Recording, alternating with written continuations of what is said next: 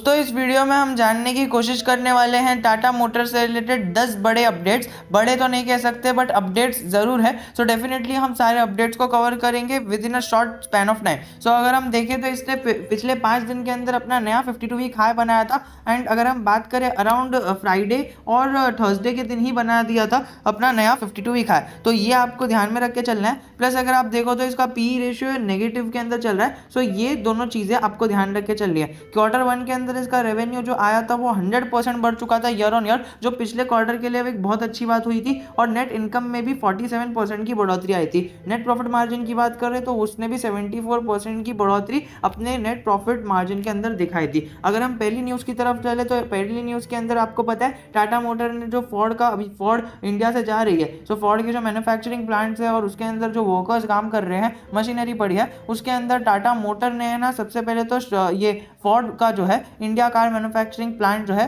चेन्नई के अंदर लेने का जो है वो डील प्लान कर दिया है। सो दोस्तों ये डील प्लान करने से टाटा मोटर को ये फायदा होगा कि चेन्नई के अंदर ही कोइंसिडेंटली टाटा मोटर का भी वही टाटा मोटर का और फोर्ड का दोनों का आसपास ही प्लांट था मशीनरी का जो ये बनाते हैं कार्स का। सो दोस्तों टाटा मोटर के अभी एक ही एरिया के अंदर दो बड़े बड़े दिग्गज जो है वो बन जाएंगे मैन्युफैक्चरिंग प्लांट। सो दोस्तों इससे टाटा मोटर का जो है वो ट्रैवलिंग टाइम तो बचेगा ही, एक्सपोर्टिंग और ट्रांसपोर्ट टाइम भी बचेगा, और जो उसका रेवेन्यू के अंदर बढ़ोतरी आने वाली थी वो ज़रूर की ज़रूर आ जाएगी। And the way of excellence is good. जो वर्कर्स है वो काम करने के लिए डेफिनेटली इधर से उधर जल्दी से ट्रैवल कर सकते हैं, जो एफिशिएंसी है वो बढ़ जाएगी। एंड कम्युनिकेशन गैप जो रहता है ना अलग अलग जगह पर इंडिया के जो प्लांट्स रहते हैं सिचुएटेड, वो भी बढ़ जाएगा, वो भी कम हो जाएगा। प्लस जो गुड्स रहते हैं वो अलग अलग जगह पर सप्लाई करने से अच्छा एक ही जगह पर या फिर किसी एक प्लांट में सप्लाई कर दिया, एक प्लांट में सप्लाई कर दिया। So there are multiple benefits that Tata Motors can get out of it. तो ये 2 दिन पहले की न्यूज़ है,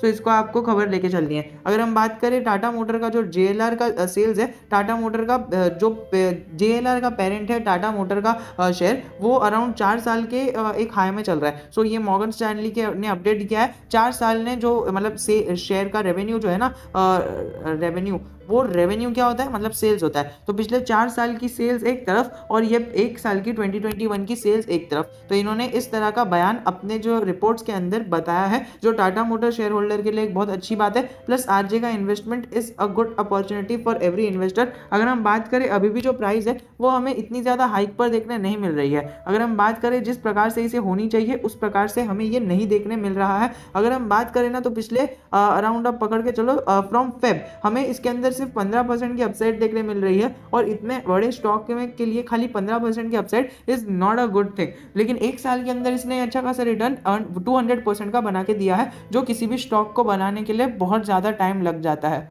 दोस्तों यहाँ पर एक बात नोटिस करने की वो है कि यहाँ पर टाटा मोटर का ये हमेशा से पैटर्न रहा है। Even if you look 5 years back और 10 years back you can see that Tata motor ने 2 बार हमें ना मतलब जब भी ये अपसाइड में जाता है सो ऐसा 2 बार जाता है, एक बार और ये दूसरी बार फिर लंबा सा कंसोलिडेशन दिखाता है। तो दोस्तों ये हमारा जो अभी चल रहा है ना पहली बार ये फर्स्ट टाइम चल रहा है। सो देखो दोस्तों एक पहली बार वाला जो अपसाइड है वो आ चुका है। अब शायद थोड़ा कंसोलिडेशन 1 आध हफ्ते का देकर इसके अंदर फिर से एक अपसाइड आ सकती है, या फिर मुझे लगता है कि ये 1 महीने का भी अपसाइड जो है वो देख सकता है, या फिर 1 महीने का कंसोलिडेशन दे सकता है depending on the results. Because अभी जो रिजल्ट्स आए हैं सितंबर क्वार्टर के, सितंबर मंथ के टू बी स्पेसिफिक, तो सितंबर मंथ के जो रिजल्ट्स है वो इतने ज़्यादा अट्रैक्टिव नहीं है JLR सब्सिडरी के। सो उसके ऊपर भी जो बाजार का है वो ध्यान चला गया है। सो उसके ऊपर आपकी भी नज़र होनी चाहिए, जो बाजार की नज़र है उस पर भी आपकी नज़र होनी चाहिए। टाटा पंच की बात करें तो टाटा पंच की रिपोर्ट आई थी कि वो अभी स्टिल डेवलपमेंट फेज में है। ये 2 दिन पहले की अपडेट है अक्टूबर 8 की, और 9 अक्टूबर को ही अपडेट आ गई कि टाटा पंच का और मार्केट में लॉन्च हो चुकी है, और टाटा पंच ने ना का जो है फर्स्ट रिव्यू भी मार्केट के अंदर आ चुका है, और ये वेबसाइट carwale.com के अंदर अवेलेबल है। सो ये आर्टिकल आप carwale.com के अंदर जाके पढ़ सकते हो। 37,160 लोगों ने इसके अंदर देख भी लिया है और कमेंट भी कर दिया। सिर्फ 2 मिनट्स का रीड है तो आप पढ़ लेना। एंड इसके अंदर जो है वो रेटिंग भी मिल चुकी है 5 स्टार रेटिंग मिल चुकी है दोस्तों। जो टाटा पंच सेफ्टी है, जो सेफ्टी रोल्स रॉयस जानी जाती है ना, रोल्स रॉयस अपनी सेफ्टी के लिए जानी जाती है, एंड टाटा पंच के अंदर 5 स्टार रेटिंग देना, वो भी ग्लोबल जो संस्था है उनकी तरफ से। तो दोस्तों ये टाटा मोटर के लिए और टाटा पंच के लिए और Tata motor specifically Tata motor के लिए एक बहुत ही गर्व सम्मान की बात होती है। और आने वाले टाइम में टाटा मोटर फिर से ये प्रयास करेंगे कि टाटा पंच जैसी ही ऐसी और बड़ी बड़ी अपडेट्स हमें टाटा पंच जैसी देखने मिले। टाटा पंच का इसको क्रैश टेस्ट भी किया गया और इन्हें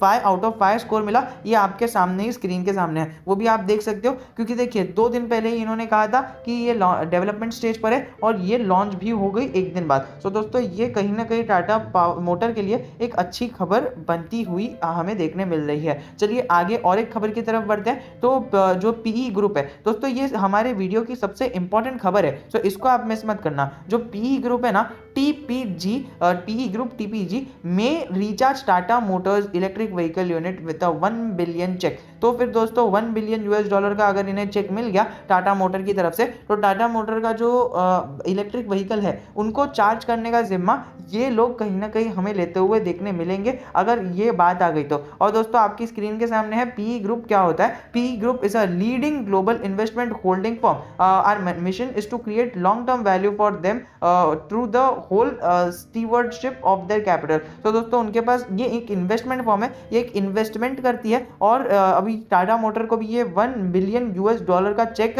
देते हुए देखने मिलेगी। और इलेक्ट्रिक व्हीकल रिचार्ज के लिए ये कहीं ना कहीं टाटा मोटर को फंड करेगी और टाटा मोटर को 1 बिलियन यूएस डॉलर का चेक हमें देते हुए देखने मिलेगी। अब दोस्तों देखते हैं क्या टाटा मोटर इस जो ऑफर है इसको एक्सेप्ट करता है या नहीं। और इन्होंने मे लिखा है, इसका मतलब न्यूज़ पेपर वालों को भी कंफर्म नहीं है कि जो है इन्होंने ये डील दी है या नहीं। एंड अगर डील दी भी है तो टाटा मोटर की तरफ से क्या रिप्लाई आया है, एंड क्या टाटा मोटर को डायरेक्टली डील दी है या फिर क्या हुआ है, हमें ये सब कुछ खबर नहीं है। बट जब भी ये ऑफिशियल न्यूज़ मार्केट के अंदर आएगी कि टाटा मोटर को पीई ग्रुप के ने जो लीडिंग वर्ल्ड की जो पूरी ग्लोबली इन्वेस्टमेंट करती है और उनके कैपिटल का एकदम सही यूज़ करती है, उन्हें लगा कि टाटा मोटर एक वैल्यूएबल यूज़ है। क्योंकि आपने अभी पिछले स्लाइड के अंदर पढ़ा कि पीई ग्रुप वो ग्रुप है इंडिया मतलब पूरे वर्ल्ड का इतना अच्छा ग्रुप है और वो इन्वेस्टमेंट ग्रुप उनके पास जो कैपिटल पड़ा है उसका एकदम बेस्ट इन्वेस्टमेंट ढूंढते हैं और उन्होंने अपने कैपिटल का बेस्ट इन्वेस्टमेंट टाटा मोटर्स को चुना है। सो क्या आपने अपने कैपिटल का बेस्ट इन्वेस्टमेंट टाटा मोटर को चुना है? मुझे कमेंट सेक्शन में जरूर बताना। और अगर ऑफिशियल न्यूज़ या आ गई पीई ग्रुप की तरफ से तो क्या आप अपने कैपिटल का बेस्ट यूज टाटा मोटर को बनाओगे, वो भी मुझे कमेंट सेक्शन में बताना। कोई ज़बरदस्ती नहीं है कि टाटा मोटर को ही अपना सारा कैपिटल डाल देना है बस कि पीई ग्रुप ने डाला है। दोस्तों पीई ग्रुप क्या, वॉरेन बफेट जी भी अपना सारा कैपिटल किसी एक शेयर में डाल देना। सो हमें किसी भी शेयर को ब्लाइंडली फॉलो नहीं करना है, हमें सारे टेक्निकल्स और फंडामेंटल्स और सारे एस्पेक्ट्स देखकर स्टॉक मार्केट के अंदर इन्वेस्ट करना है। डेफिनेटली आपको मार्केट के अंदर जो है आपका प्रॉफिट बनेगा। और एक बड़ी अपडेट की तरफ चलते हैं। तो टाटा मोटर ने जो फोर्ड की मैन्युफैक्चरिंग डील है वो ले ली है, जो हमने पिछले स्लाइड के अंदर पढ़ा। टाटा मोटर ने 3 साल की जो मतलब 52 वीक हाई है 3 इयर्स का हाई बना चुका है और वो हाई बनती दोस्तों मैंने इसके पहले 4 इयर्स का मॉर्गन स्टैनली की तरफ से बोला, लेकिन अगर आप ये वाला देखो ना, ये वाला आर्टिकल भी बहुत इंटरेस्टिंग है। इन्होंने क्या बताया है कि 3 इयर्स का हाई बनाया है, 3 साल से जो एक जगह पर चल रहा था टाटा मोटर ने हाई बनाया है और जैसे ही अपने हाई को टच किया 52 वीक हाई को, उसने 10% की उछाल दिखा दी। मतलब 52 वीक हाई बनाने के बाद 10% की उछाल दिखा दी। तो दोस्तों ये भी कहीं ना कहीं टाटा मोटर के लिए एक अच्छी बात सामने निकल कर आ रही है। अगर आप देखो तो मैंने आपको पहले कहा था, अगर आपने वीडियो पर ध्यान दिया होगा तो आपको पता होगा कि मैंने कहा था कि JLR के सेल्स के नंबर जो है वो इतने अट्रैक्टिव नहीं है इस महीने के, सितंबर महीने के। तो दोस्तों इन्होंने ये भी बताया है कि सेल्स की लो वॉल्यूम क्यों हुई है। सो अभी मैं थोड़ा सा रीड करूंगा, प्लीज़ एडजस्ट, और अगर आपको इंग्लिश आती है तो आप वीडियो को थोड़ा सा आगे भी बढ़ा सकते हो।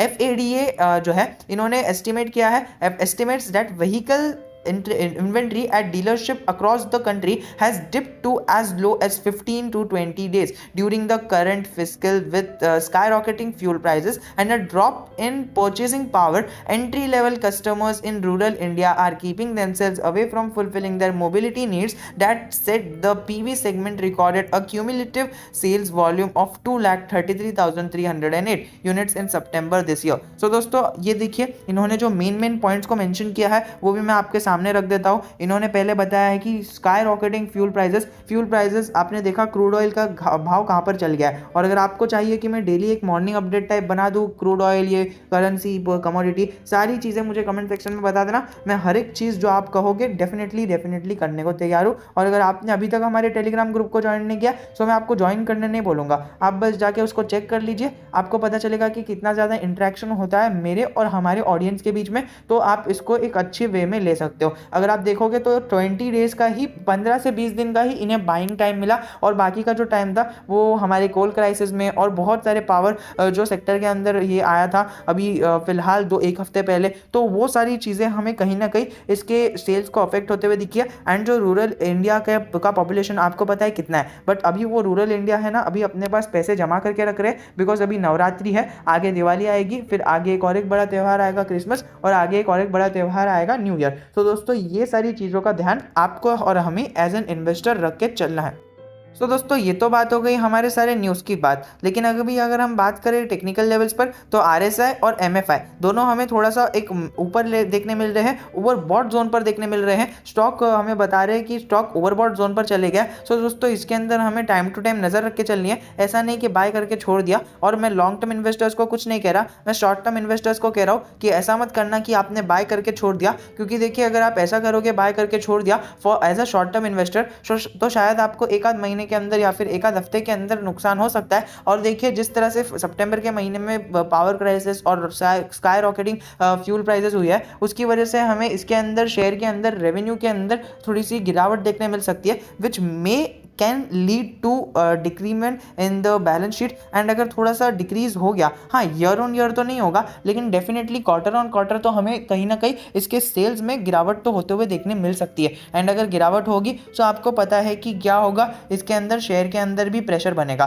सो दोस्तों जिस तरह से मैंने आपको लेवल्स बताए थे शेयर के प्राइस के अंदर, तो शेयर के प्राइस के अंदर लेवल्स क्या है कि वो 2 बार अपसाइड देता है, ये आपको ध्यान रख के चलना है। सो दोस्तों अभी क्या है ना, अभी शेयर ने इस जगह पर ये पहला अपसाइड दे चुका है शेयर, ये पहले अपसाइड को हमने देख लिया, अभी दूसरे अपसाइड देगा वो शेयर, लेकिन इस बीच में ये कंसोलिडेशन भी आता है, कभी कभी कंसोलिडेशन आता है और कभी कभी नहीं आता है। सो ये consolidation can be a good change, ये कंसोलिडेशन आ सकता है अगर इसका रिजल्ट जो है वो फ्लैट भी आता है तो, बिकॉज TCS के नंबर इतने, एसेंचर के नंबर इतने अच्छे आने के बाद TCS के नंबर से एक्सपेक्टेशन बढ़ा दी गई थी, लेकिन TCS के नंबर ने पहले जो एक्सपेक्टेशन थी वो एक्सपेक्टेशन को तो फुलफिल किया, लेकिन बाद में जो एसेंचर के नंबर आने के बाद जो एक्सपेक्टेशन बढ़ गई थी ना, उसको बेचारा फुलफिल नहीं कर पाया। इसके लिए अभी उसके बाजार के अंदर भी उसके अंदर एक गिरावट का माहौल चल रहा है। तो TCS के ऊपर भी अगर आप चाहते हो कि मैं इसी तरह एक डिटेल्ड वीडियो बनाऊं, so definitely you can comment down in the comment section. और दोस्तों वीडियो कैसा लगा मुझे कमेंट सेक्शन में ज़रूर बताना। और एक चीज़ जान के जाओ दोस्तों, आज के दिन आपको और आज से फ्राइडे तक आपको है ना ये सारे शेयर्स के अंदर ध्यान रखना है, Infosys, Wipro, HCL tech, Mindtree और HDFC बैंक और हमारा एवेन्यू सुपरमार्ट्स। सो दोस्तों एवेन्यू सुपरमार्ट्स और ये जो भी शेयर्स मैंने आपको बताया है, ये सारे शेयर्स पर आपका ध्यान होना चाहिए, क्योंकि ये सारे शेयर्स का यही हफ्ते रिजल्ट आने वाला है। तो दोस्तों मंडे टू फ्राइडे आपको ये पांचों शेयर्स के ऊपर ध्यान रख के चलना है। Again I am repeating myself, Avenue Supermarts, HDFC bank, HCL tech, Wipro, Infosys और माइंडट्री। सो ये सारे शेयर्स के ऊपर आपको ध्यान रख के चलना है, आपको इसके अंदर कुछ भी देखते हुए देखने मिल सकता है। एंड अ डिस्क्लेमर अलर्ट, मेरा पर्सनल फेवरेट है एवेन्यू सुपरमार्ट्स, 2 साल में 600% भाग चुका है, यानी 2 साल पहले इसकी प्राइस 600 रुपये हुआ करती थी और अभी इसकी प्राइस 4500 रुपये हो रही है। सो दोस्तों आने वाले टाइम में I am expecting a very better return from Avenue Supermarts. So दोस्तों आप मुझे बताना कि क्या एवेन्यू सुपरमार्ट्स आपका फेवरेट है, या फिर आने वाले टाइम में एवेन्यू सुपरमार्ट्स में आप प्राइसिंग करोगे या नहीं। तो चलिए दोस्तों आज के लिए इतना ही था, और वीडियो कैसी लगी कमेंट सेक्शन में ज़रूर बताना।